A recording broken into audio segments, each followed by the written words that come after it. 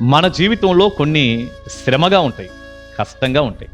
మనం అనుకున్నవి జరగల గత కాలంలో, రేపు కూడా జరగకపోవచ్చు కొన్ని. వాటి కొరకు కూడా దేవుణ్ణి స్తుతిస్తారా? అదేంటి అయ్యగారు, వాటి కొరకు దేవుణ్ణి ఎలా స్తుతిస్తామండి? ఏదైనా జరిగిన మేలు కొరకే కదా అంటారా? కాదండి.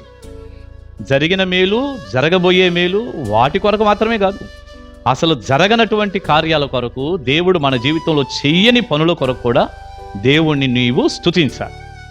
ఎందుకు? అందులో దేవునికండి చాలా మంచి ఉద్దేశం ఉంటుంది. మన మానవ మనసుకి అది అర్థం కాదు. మనం అది జరిగితే బాగుండు అనుకుంటాం, కానీ అందులో ఏదో ప్రమాదం ఉంది, నష్టం ఉంది మనకి. అందుకే తండ్రి దాన్ని తప్పిస్తాడు, జరగనివ్వడు. అది ఈ మానవ మనసుకు అర్థం కాదు. కానీ విశ్వాసం అనేది ఎలాంటిదంటే, మనలో అర్థం కానటువంటి ఇలాంటి సంగతులు కూడా ప్రభువుకు వందనాలు చెప్పాలి, స్తుతులు చెల్లించాలి. ఎందుకంటే ఆయనకు ఎప్పుడు మన మీద మంచి ఉద్దేశమే ఉంటుంది. ఆయన తండ్రి కదండి, తండ్రి కదా, మంచి ఉద్దేశం ఆయనకు. నేనైతే అంతేనే, జరిగినటువంటి మేలులన్నిటికీ దేవుని స్తుతిస్తాను, జరగని వాటికి దేవుని స్తుతిస్తాను. నువ్వు మంచి దేవుడివయ్యా, నీకు మంచి ఉద్దేశమే ఉంటుంది అని. మూడవదిగా, చేయబోయే మేలుల కోసం దేవుని స్తుతిస్తాను. ప్రియులారా, మనం స్తుతించటానికి ఎన్ని విషయాలు ఉన్నాయి. ఆయన గొప్పతనం గురించి స్తుతిస్తుంటే ఎన్ని సంగతులు.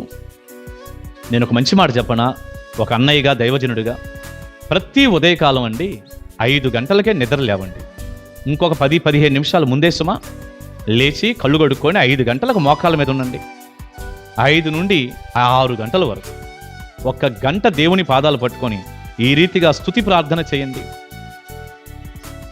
ఇక మీ జీవితంలో ఎన్ని గొప్ప కార్యాలు జరుగుతాయో, మీరు ఎంత ఆత్మీయంగా ఫలభరితంగా మారుతారో, ఎంత దేవునికి దగ్గర అవుతారో మీరే చూద్దురు కానీ.